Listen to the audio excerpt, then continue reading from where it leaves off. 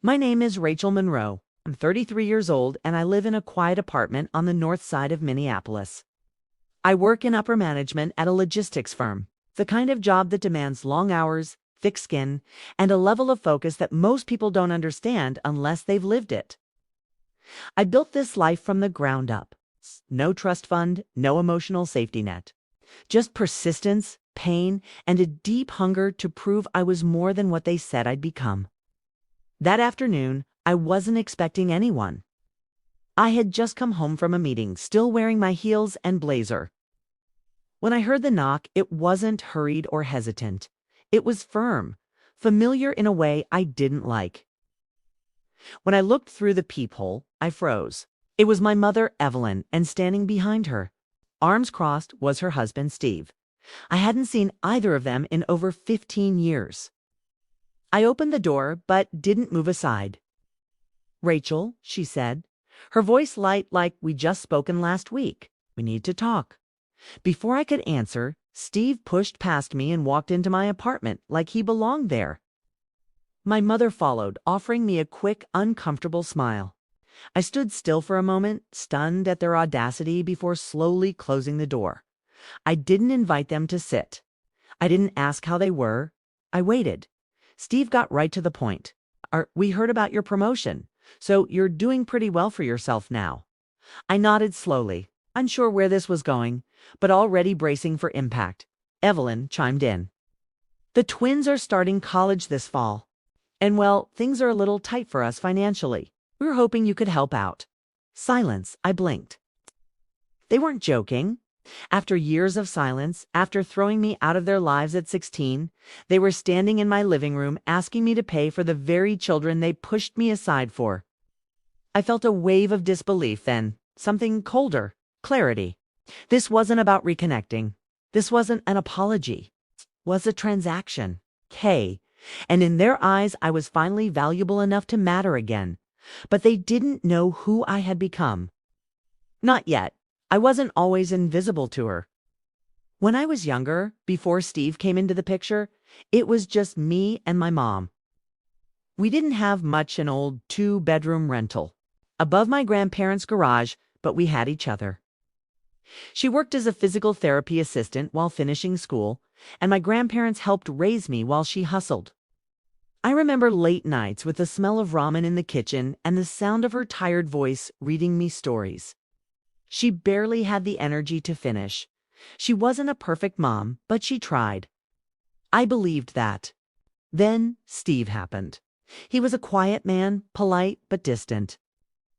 They met at work and married when I was around 11. At first, it didn't feel like much had changed. He didn't say much to me, and I didn't ask for much in return. But slowly, and I mean slowly, the air in our home started to shift.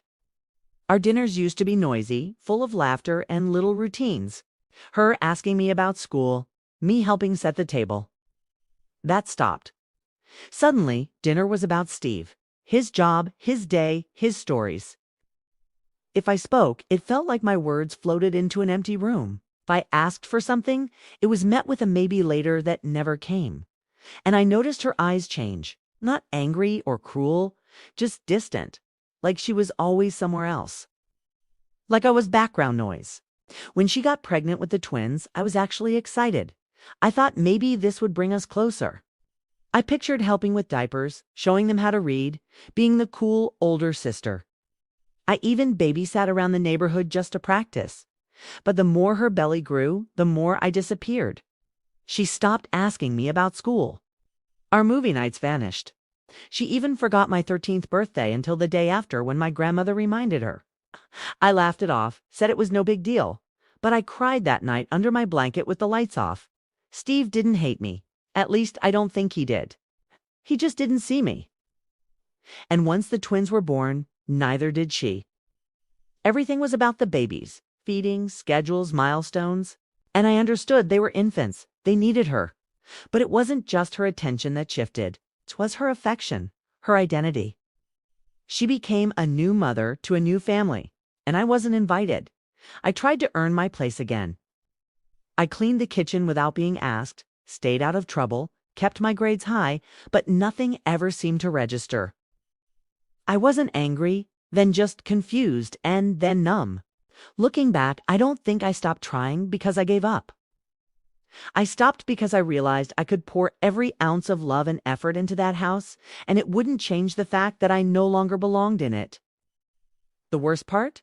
She never noticed I was fading because by then, to her, I already had. The day they told me to leave wasn't dramatic. There was no screaming, no slammed doors, just a quiet conversation in the living room after dinner like it was any other night. Steve did most of the talking. My mother sat beside him, arms folded tightly, eyes fixed on the floor. I remember every word, not because they were loud, but because they were so painfully calm. "Rachel," Steve began, "things have gotten tight financially.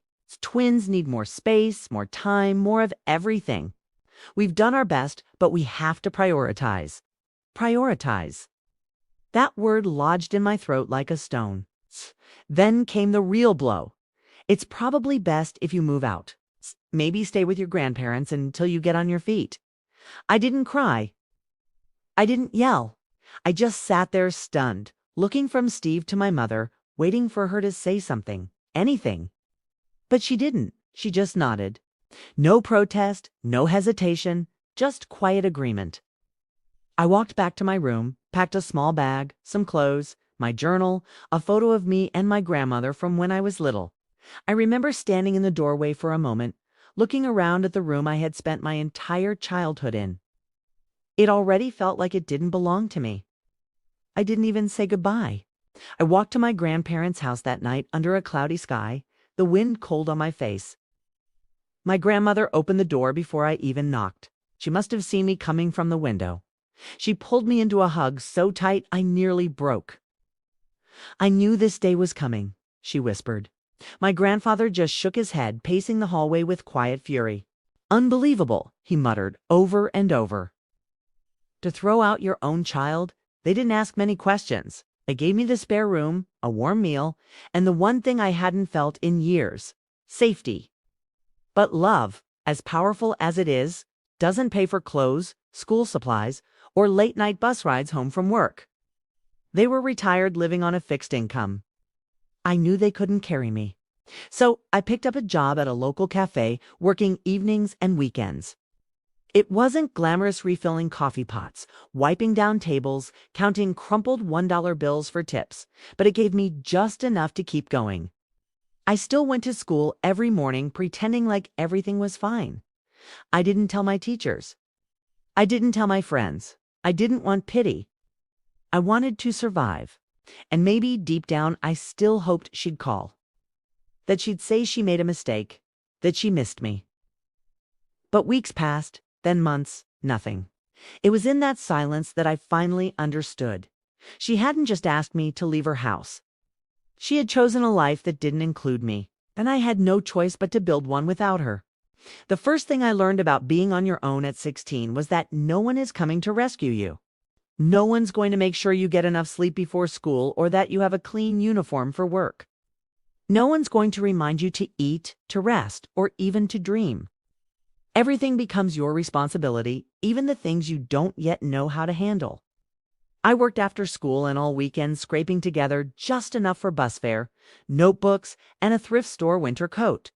My grades dipped at first. It's hard to stay focused on algebra when your feet are blistered from standing on a greasy diner floor until midnight, but I kept going. I had no other choice. Then came college applications. I stayed up late in my grandparents' kitchen, hunched over a cracked laptop, filling out forms and rewriting essays until my eyes burned. When the acceptance letters started arriving, I was shocked.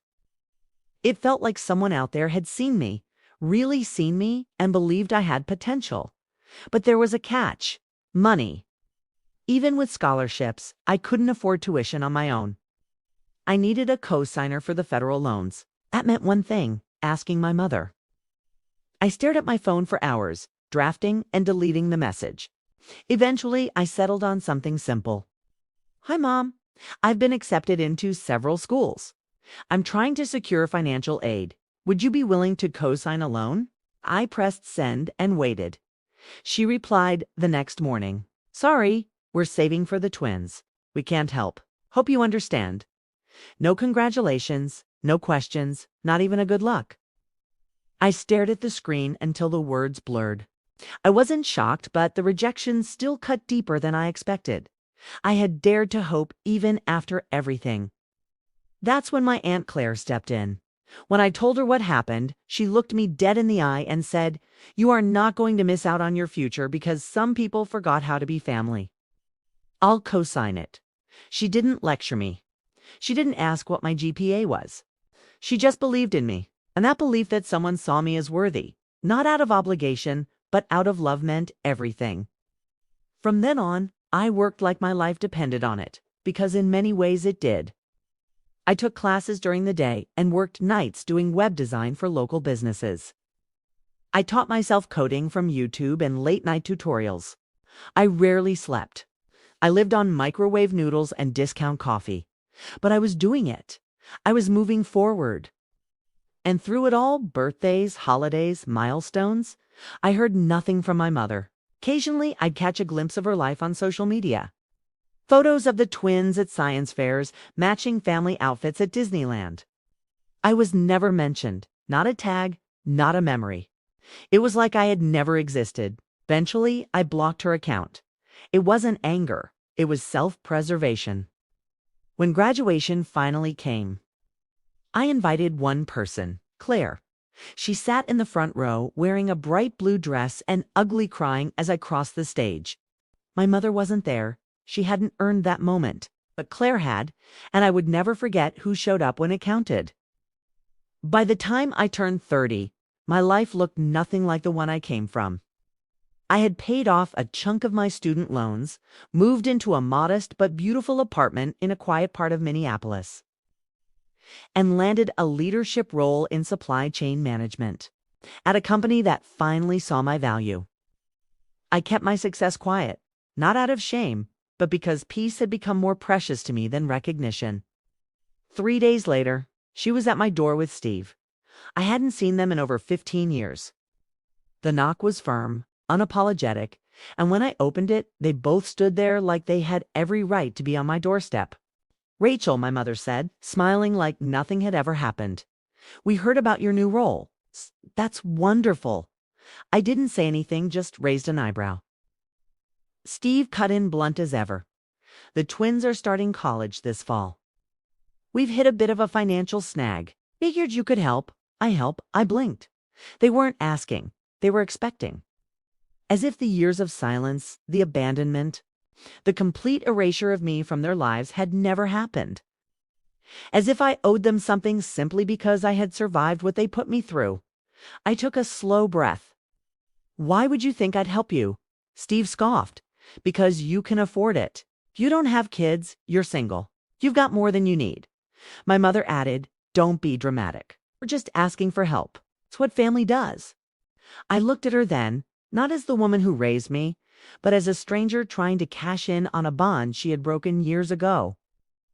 "You didn't help me when I needed you most," I said. "You didn't sign that loan. You didn't call. You didn't care. I'd made it without you. And now you think I owe you for being absent? You're being selfish," she snapped. "No," I said, my voice steady. "I'm being honest." I stood taller, shoulders back, heart calm. "You made your choice when you told me to leave. I made mine when I never came back. They left with nothing, not because I wanted revenge, but because I finally understood. Sometimes saying no is the loudest form of healing, and I was done whispering. After they left, I stood in the middle of my living room for a long time, staring at the closed door.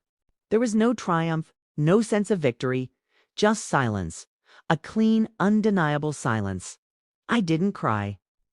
I didn't second-guess myself.